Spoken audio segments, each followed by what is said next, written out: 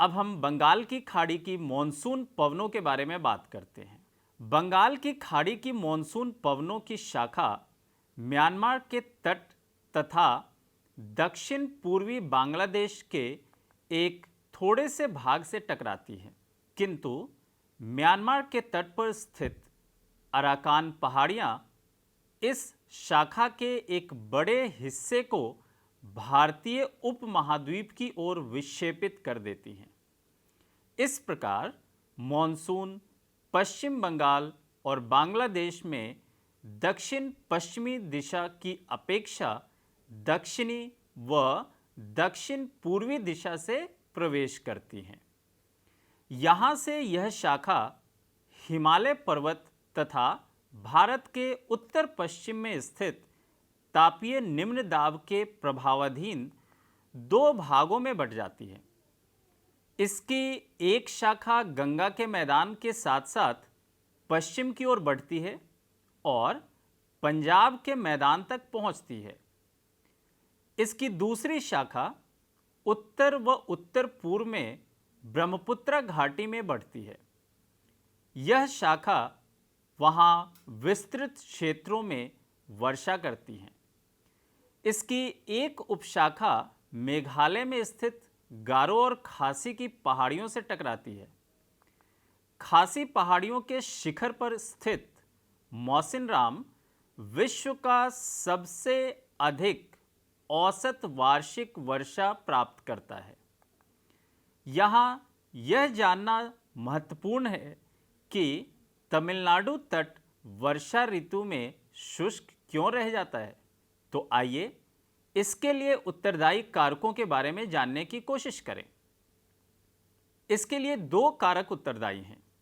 पहला, तमिलनाडु तट बंगाल की खाड़ी की मॉनसून पवनों के समानांतर पड़ता है।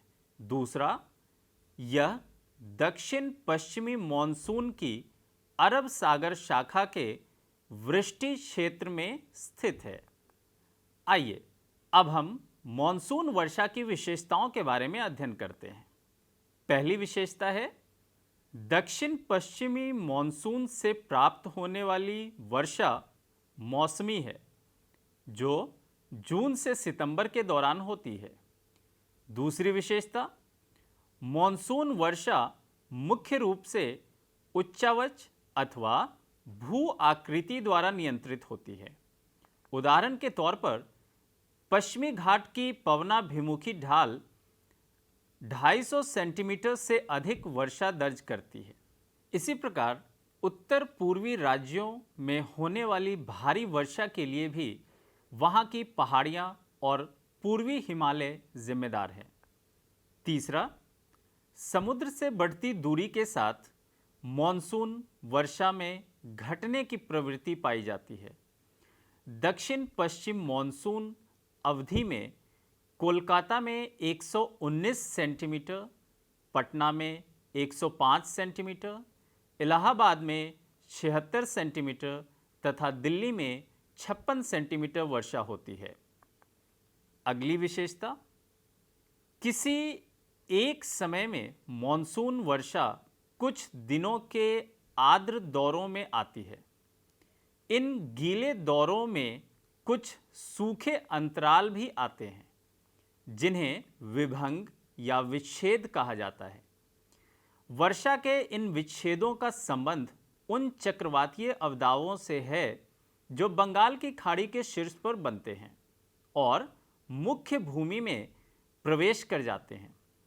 इन अवदाबों की बारंबारता और गहनता के अतिरिक्त इनके द्वारा अपनाए गए मार्ग भी वर्षा के स्थानिक विवरण को निर्धारित करते हैं। अगली विशेषता है ग्रीष्मकालीन वर्षा मूसलाधार होती है, जिससे बहुत सा पानी बह जाता है और मिट्टी का अपरदन होता है।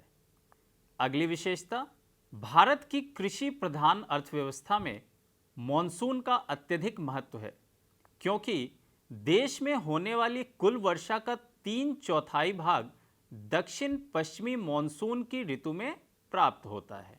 अगली विशेषता है मॉनसून वर्षा का स्थानिक वितरण भी असमान है, जो 12 सेंटीमीटर से 250 सेंटीमीटर से भी अधिक वर्षा के रूप में पाया जाता है। अगली विशेषता है, कई बार पूरे देश में या इसके एक भाग में वर्षा का आरंभ काफ़ी देर से होता है। अगली विशेषता है इसकी, कई बार वर्षा सामान्य समय से पहले समाप्त हो जाती है। इससे खड़ी फसलों को तो नुकसान पहुंचता ही है और इसके साथ साथ शीतकालीन फसलों को बोने में भी कठिनाई आ जाती है।